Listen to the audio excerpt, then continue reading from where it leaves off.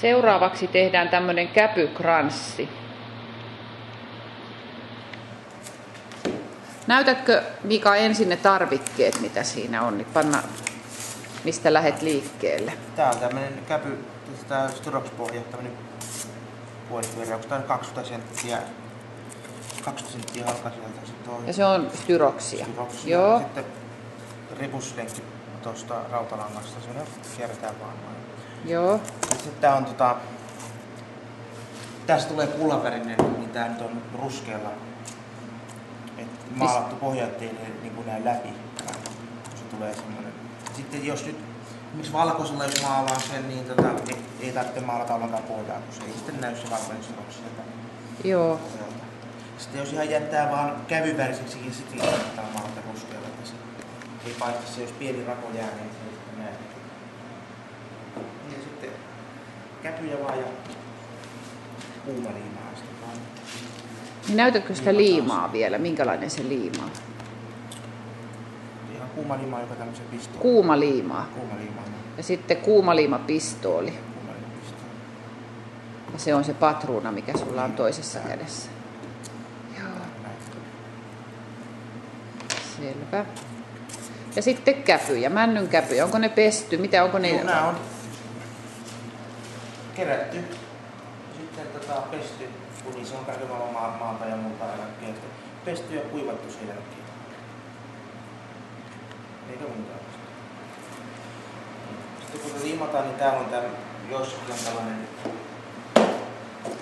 kanta, niin se niinku ensin kannattaa ottaa pois. Kanta pois, että se on sileä se. Niin sileä. Sitten kannattaa ensin vähän suunnitella, että mikä sitä laittaa, minkälainen käpyltä. Tää on kumminkin aika nopeasti kuivaa liimaa. Niin. Ja sitten siihen pari painallusta ja sitten pyyhkäistä tosta tein tähän tulee se hirveä pitkiä seittejä, kun sä herkästi sitä liimasta. Lasketko sen siihen pöydälle, niin mä kuvaan vielä sitä. Täytyy pitää tässä näin muutama sekunnin, että se liima jäähtyy ja ottaa tää kiinni tähän näin. Hyvin.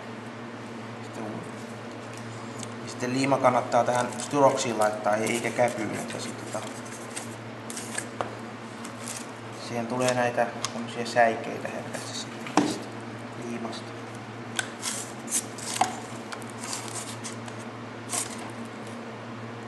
Ja ne laitetaan ihan vieri viereen.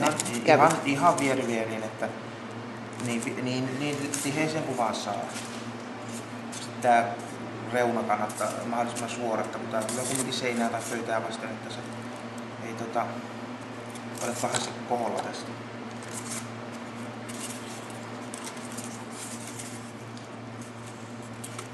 Ja ensin tässä tehdään tää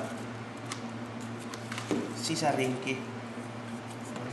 Sisäringistä aloitetaan. Sisärinki kokonaan, siitä sitten aletaan täyttää tätä koko alue.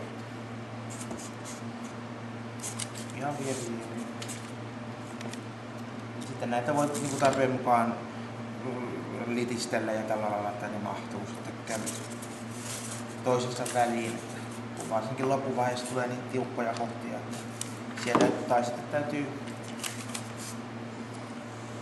niin halkaistakin tai katkaista tämä käpy, että tulee pieniä. Ottaa tästä vaan tämän latvan tästä kävystä. Tuolta noin katkaisee jollakin sivuleikkuilla tai jollakin, että sitten se paikka, jos tulee pieni reikä, niin sinne voi pistää sen latvan.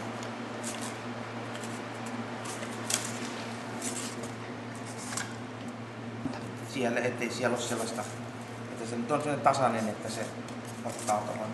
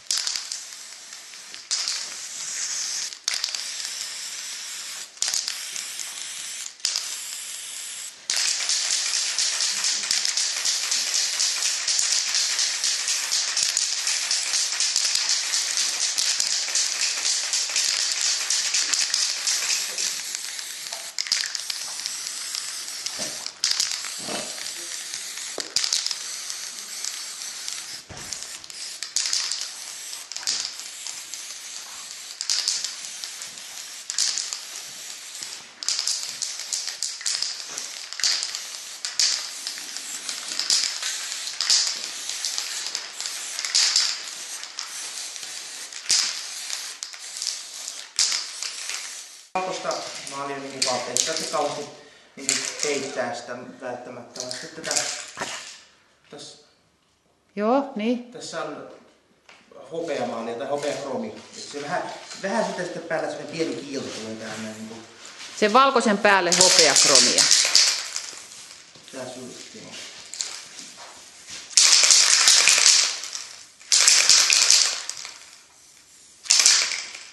Eli siihen tulee kiiltävä pinta sitten.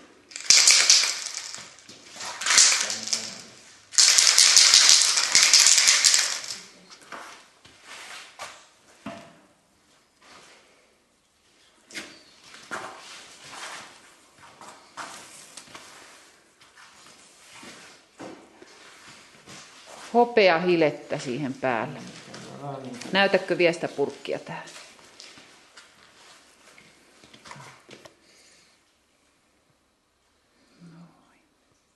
Käännä toistepäin. No niin. Ja siinä se on sitten valmiina.